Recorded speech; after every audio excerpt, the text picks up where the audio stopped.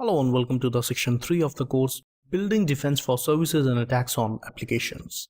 Now in this section we are going to take a look at various points. We are going to learn about various attacks on applications and how to perform these attacks and how you can defend against these attacks that we are going to cover here in this section. So this is all about application.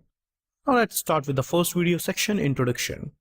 In this video we are going to take a look at a couple of points where we'll learn about what are the topics we are going to cover here in this section, and I'm going to explain these topics. So if we talk about the topics, so first of all we are going to learn about session hijacking attack inside application and how you can hijack a session. We will also learn about SQL injection attack, that how you can attack on the database of a website or application. We'll also learn about XSS attack, which is cross-site scripting attack, and with the help of cross-site scripting attack we can insert scripts inside the website. And finally we will learn about buffer overflow attack, that how you can attack on web application memory and how you can fill it. So these are the topics we are going to cover here. So first of all we will learn that how you can perform these attacks and then how you can defend against these attacks. So this is all about the section introduction.